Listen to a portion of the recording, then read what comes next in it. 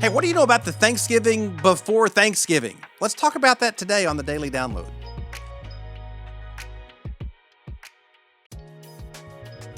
Well, this is Church History Wednesday, and today I want to talk a little bit about the Thanksgiving before the Thanksgiving. We're all aware of the story of the Pilgrims and Plymouth and that first Thanksgiving meal all those years ago, and we'll talk about that a little bit next week in the week of Thanksgiving.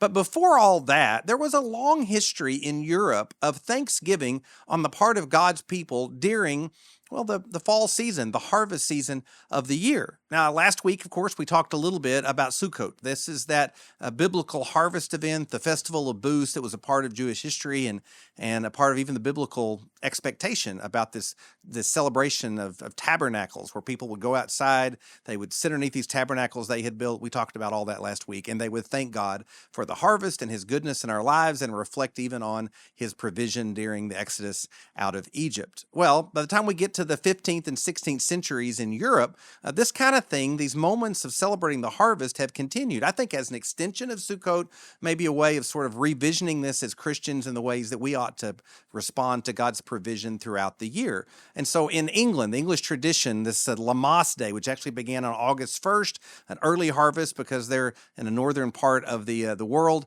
they began the celebration of the harvest, and it was a time of Thanksgiving. And then later on, the English would have other Thanksgiving events. Sometimes they would call for Thanksgiving based on big events that had happened in history. The restoration of Charles II as an example of one of those moments where the whole nation was called to a season of Thanksgiving. Same kind of thing was happening in Germany. Before there was Oktoberfest, there was Ernte-Dank-Fest. Now, this was a festival of harvest and of thanking God for all that he had given. The Oktoberfest thing would come along a lot later, like a couple hundred years later, and would really be a Bavarian thing that was a time of just celebrating life. But this other one that I'm talking about actually happened in October and maybe early November as a way of thanking God for his goodness, his provision, and especially as it surrounds the harvest. There were other kinds of German traditions that celebrated the agrarian culture and the good things that had happened. They had a big Thanksgiving season when the 30 years of war was over with, and German Thanksgiving after peace treaties were signed. The Dutch did the same sort of thing. Same thing happens in Poland and Sweden. Anyway, throughout Europe,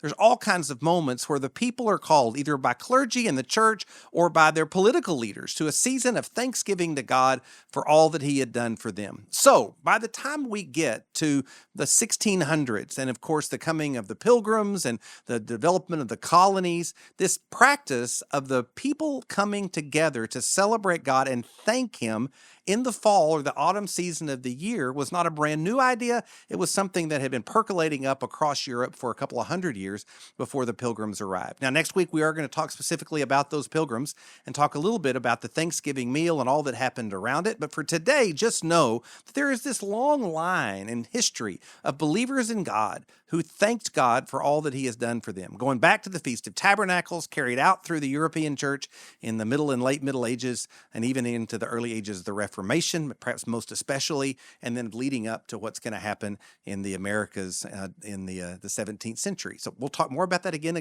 next week. Thanks for tuning in today. May God help you to be thankful and to feel rooted as one of the people of God who for generations has made Thanksgiving a priority this time of year. Love you guys. We'll look forward to seeing you tomorrow.